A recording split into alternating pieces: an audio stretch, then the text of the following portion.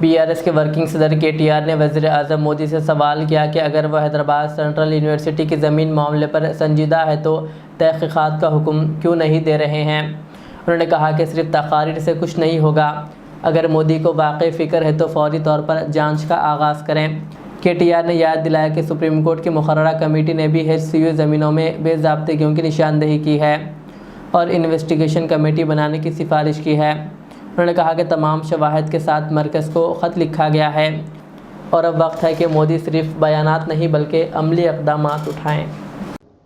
మోడీ గారు మాట్లాడి RR tax అన్నదానికి వార్షికోత్సవం అయిపోయింది.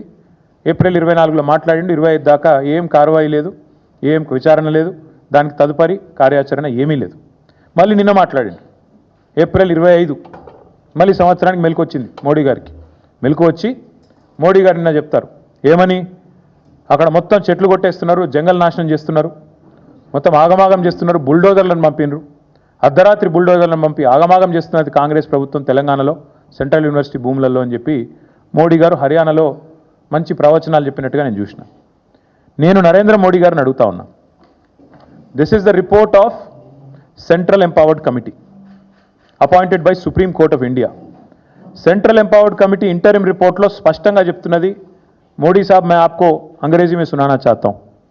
सेंट्रल एम्पावर्ड कमेटी जो कि सुप्रीम कोर्ट से अपॉइंट किया गया, उन्होंने साफ साफ कहा कि in view of the seriousness of the violations and potential financial impropriety an independent investigation by any specialised agency may be ordered.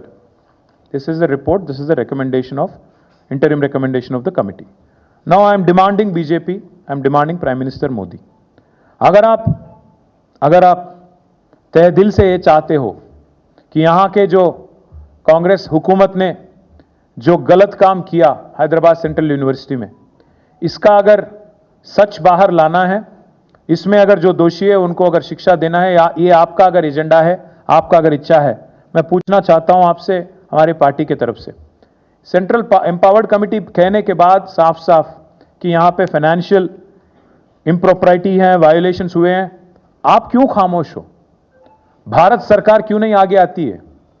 Bharat सरकार क्यों नहीं आगे आके कोई कार्रवाई शुरू करती है? हमने तो चिट्ठी लिख दी पूरे डिटेल्स के साथ साथ, हर किसी को हमने चिट्ठी लिखी.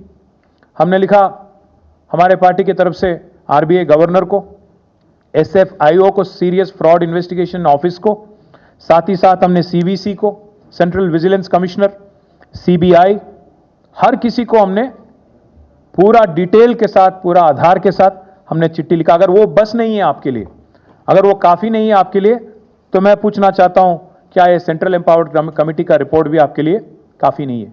अगर मोदी जी और बीजेपी लीडर कार्रवाई नहीं शुरू करते हैं और इमीडिएटली अगर इस बारे में कोई कार्रवाई नहीं शुरू करते हैं और एक्शन इमीडिएटली स्टार्ट नहीं करते हैं, हमें तो और तेलंगाना जनता को यह मानना पड़ेगा कि आप बातों वाले पार्टी है, काम तो कुछ करते नहीं.